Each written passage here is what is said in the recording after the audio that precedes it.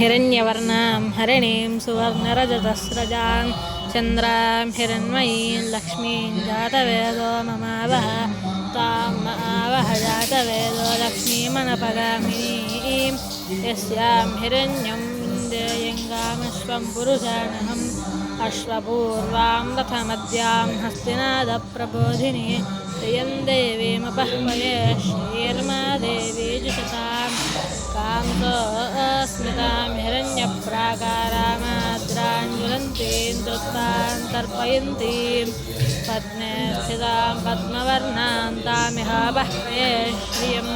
चन्द्रां प्रभासां यशसा ज्वलन्तीं श्रियं लोके देवजुष्टां जातां तां पद्मिनीमीं शरणमहं प्रपद्ये लक्ष्मीर्मे नश्यतां त्वां वृणे आदित्यवर्णे तपसोऽधिजातो वनस्पतिस्तव वृक्षोऽतबिल्वः तस्य फलानि तपसानुदन्तु मायान्तरायाष्टवाह्या अलक्ष्मीः उपैतुमां देवसखः कीर्तिश्चमनिना सह प्रादुर्भूतोऽस्मि राष्ट्रेऽस्मिन् कीर्तिमृद्धिं ददातु मे क्षत्तिपाशामलान्येष्ठालक्ष्मीर्नाशयाम्यहम् अभूतिमसमृद्धिं च सर्वाण्यर्नुद मे गृहाद् गन्धद्वारान्दराधरशान्नित्यपुष्टां करीषिणीम् ईश्वरीं सर्वभूतानां तामिह बह्वये श्रियं मनसः काममाकूतिं वाचः सत्यमशीमहि पशूनागं रूपमन्नस्य मयि श्रीयतां यशः कर्दमेन प्रजा भूता भीरम्भवकर्दम श्रियं वासय मे कुले मातरं पद्ममालिनी आपस्रजन्तु स्निग्धानि चिह्नितवसमे गृहे च देवीं मातरं श्रियं वासय मे कुले आद्रायः करिणीं यष्टिं सुवर्णां हेममालिनीं सूर्यां हिरण्मयीं लक्ष्मीं जातवेदो ममावह तां मावह जातवेदो लक्ष्मीमनपगामिनीं यस्यां हिरण्यं यस्यां हिरण्यं प्रभूतं गावो दास्योऽश्वान् विन्देयं पुरुषानहं यस्य च प्रयतो भूत्वा भूयादाद्यमन्वहं श्रियः पञ्चदशर्चं च श्रीकामस्तततं जपेत् आनन्दः कर्दमश्चैव चिक्लीत इति विश्रुताः ऋषयस्ते त्रयः पुत्राः स्वयं श्रीरेव देवता पद्मानने पद्म ऊरु पद्माक्षी पद्मसम्भवे त्वं मां भजस्व पद्माक्षी येन सौख्यं लभाम्यहम् अश्वदायि च गोदायि धनधायि महाधने धनं मे जुषतां देवि सर्वकामार्थसिद्धये पुत्रपौत्रधनं धान्यम् अस्त्यश्वाजा विगोरथं प्रजानां भवति माता आयुष्मन्तं करोतु मां चन्द्राभां लक्ष्मीमीशानां सूर्याभां श्रियमीश्वरीं चन्द्रसूर्याग्निसर्वाभां श्रीमहालक्ष्मीमुपास्महे धनमग्निर्धनं वायुर्धनं सूर्यधनं वसुः धनमिन्द्रो बृहस्पतिर्वरुणं धनमश्नुते वैनतेय सोमं बिबत वृत्रः सोमन्धनस्य सोमिनो मह्यं ददातु सोमिनी न क्रोधो न च मात्सर्यं न लोभो नाशुभामतिः भवन्ति कृतपुण्यानां भक्तानां श्रीसूक्तं जपेत् सदा वर्षन्तु ते विभावरविवो अभ्रस्य विद्युतः रहन्तु सर्वबीजान्यवब्रह्मद्विषोजहि पद्मप्रिये पद्मिनि पद्महस्ते पद्मालये पद्मदलायताक्षी विश्वप्रिये विष्णुमनोनुकूले त्वत्पादपद्मं मयि सन्निधत्स्व व्यासा पद्मासनस्था विपुलकटितटे पद्मभद्रायताक्षी गम्भीरावर्तनाभ्यस्तनभरणमिता शुक्रवस्त्रोत्तरीया लक्ष्मीर्दिव्यैर्गजेन्द्रैर्मणिगणविहितैः स्नापिदाहेमकुम्भैः नित्यं सा पद्महस्ता मम वसतु गृहे सर्वमाङ्गल्ययुक्तां लक्ष्मीं क्षीरसमुद्रराजतनयां श्रीरङ्गदामेश्वरीं दासीभूतसमस्तदेवनितां वैदवीतां पुरां शुद्धलक्ष्मीर्मोक्षलक्ष्मीर्जयलक्ष्मीः सरस्वती श्रीर्लक्ष्मीर्वरलक्ष्मीश्च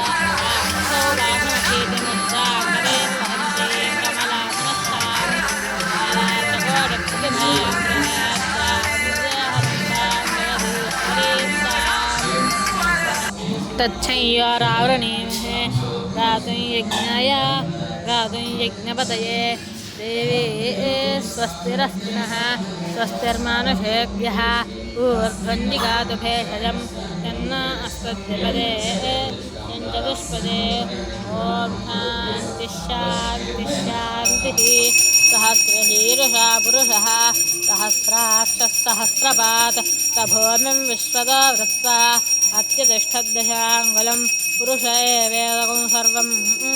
यद्भूतं यच्च भव्यं तदामृतत्वस्येषाणः यदन्नेनातिरोहति एतावानस्य महिमा अतोऽध्यायागुश्च पूरुषः यज्ञेन यज्ञो यजन्तदेवास्तानि धर्माणि प्रथमान्यासन् देहनाकं महिमानः सतन्ते यत्र पूर्वे साध्याः सन्ति देवाः अद्यः सम्भूतः पृथिवीरसाच्च विश्वकर्मणः समवर्ततादि तस्य त्वष्टा विदधद्रूपमेधि तत्पुरुषस्य विश्वमाजानमग्रे वेदाहमेतं पुरुषं महान्तम् आदित्यवर्णं तमसस्तु पारे विश्वानि रूपाणि विचित्य धीरः नामानि कृत्वा विवदनु यदास्ते धाता पुरस्ताद्यमुदाजहार यक्षः प्रविद्वान् प्रतिशतस्रः तमेवं विद्वानमृत इह भवति नान्यः पन्था विद्यते यनाय प्रजापतिष्करति गर्भे अन्तः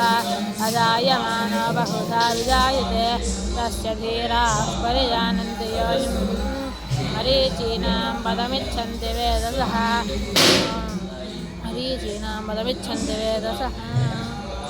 इष्टं मनिहाना अमं मनिहाना सर्वं मनिहाना तच्छंयोरावृणीमहे गातुं यज्ञाय गातुं यज्ञपतये देवी स्वस्तिरस्तु नः स्वस्तिर्मानुषेभ्यः ऊर्ध्वन्दिगातु भेषजं यन्न अस्मद्विपदे यञ्चतुष्पदे ॐ शान्तिः शान्तिः शान्तिः जातवेदसे स नवाम सोममराधीयतो निदहातिवेदः सनः परुषदति दुर्गानि विश्वाप्रामध्ये अतिदुरिताद्यग्निः तामग्निवर्णां तपसा ज्वलन्तीं वैरोचनीं कर्मफले चेष्टां दुर्गां देवीं शरणमहं प्रपद्ये सुतरसितरसे नमः अग्ने संवारयानव्यो अस्मान् स्वस्ति विरतदुर्गाणि विश्वा ओश्च वृत्ति बहुलान उर्वी भवतो कायतनयाय हंयोः विश्वानि न दुर्गः जातवेधश्चिन्धुन्ननावा दुरितादिपरिशि अग्ने त्रिवन्मनसा गृणानो अस्माकं वोज्जीविता तनूनां मृतनाजितकुंहमानमुग्रमग्निगुं हुवेम पर सदस्तात् सनः परुषदति दुर्गा श्वाक्षामद्देवददार्दरिशिः कात्यायनाय विद्महे कन्याकुमारि धीमहि तन्नो दुर्गः प्रचोदयात् सहस्रपरमा देवी शतमूला शताङ्कुरा सर्वगुं हरतु मे पापं दूर्वादुःस्वप्ननाशिनी काण्डात्काण्डात्प्ररोहन्ति परुषः परि एवान दूर्वे प्रतनुसहस्रेण शतेन च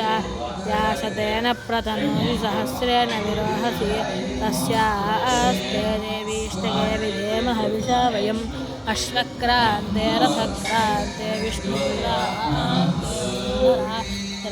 धारयिष्यामि रक्षस्वमां पदे पदे भूमिर्भेन धरणी लोकधारिणी उद्धृतासि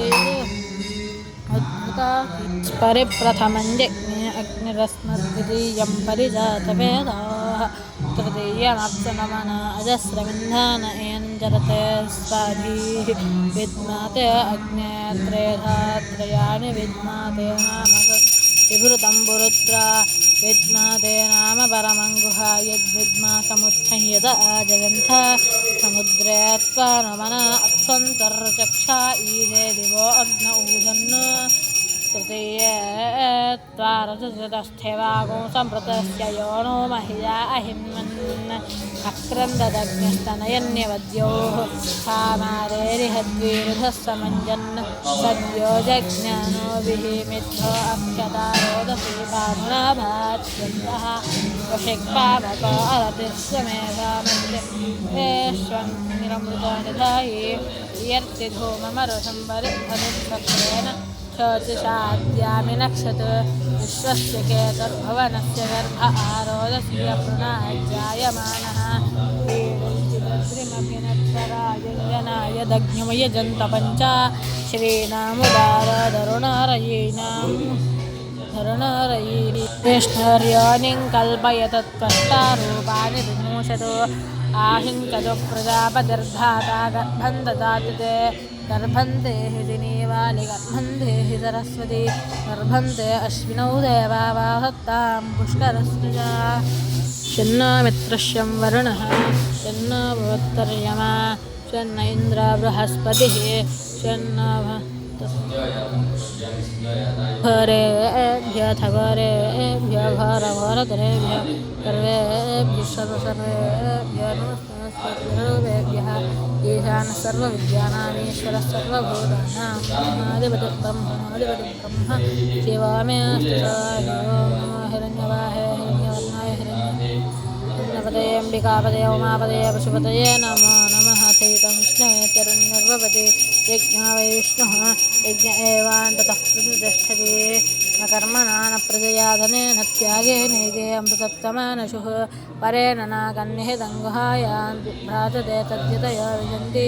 वेदान्तविज्ञानसनिष्ठितार्थाः सन्न्यासयोग यतयो शुद्धत्वादे ब्रह्मलोके पर आन्तकाले परामृतात् परिमुच्यन्ते सर्वे यः पापं परमे येष्मभूतं यत्पुण्डरीकं पुरमध्ये सद्गुस्तं तत्रापि दह्रङ्गकरं विशाकस्तस्य